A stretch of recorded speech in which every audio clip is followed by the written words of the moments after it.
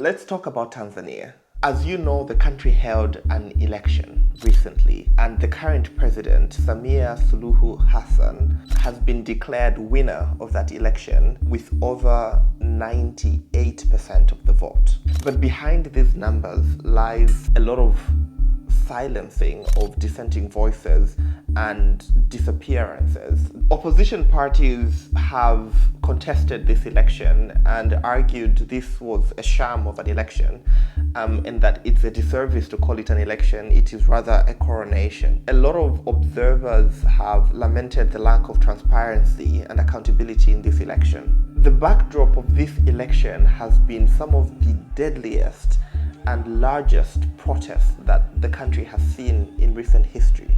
Hundreds of people have died, and the official and actual figure has not yet been declared, simply because there are a lot of people unaccounted for. The government's stance has so far been to downplay these protests and shut down social media, for example, and instill fear in the masses.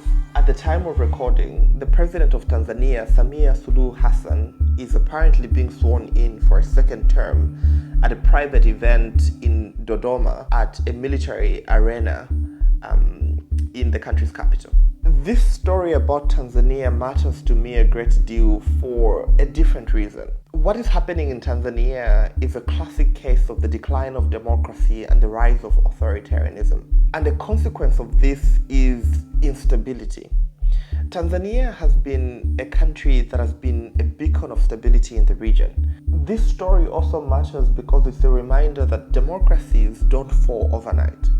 Democracy begins to fall in step-by-step deliberate actions that a sitting government can put in place. For example, when they start to crack down on dissenting voices, when they start to punish journalists for doing due diligence and trying to hold accountable people in power, when opposition leaders are being arrested simply for calling for electoral reforms and asking for accountability, they're being charged with treason. It starts when internet is being shut down simply because electorates, citizens, are asking for better governance, are asking to deliver what was promised. I'll continue to keep you posted as this story develops in Tanzania. But finally, my heart goes out to the people of Tanzania, because what is dying, or rather declining in Tanzania, the democracy and the rising of authoritarianism in Tanzania, should matter to all of us. Tanzania has been nothing but a beacon of stability, and the region has benefited from having a stable Tanzania.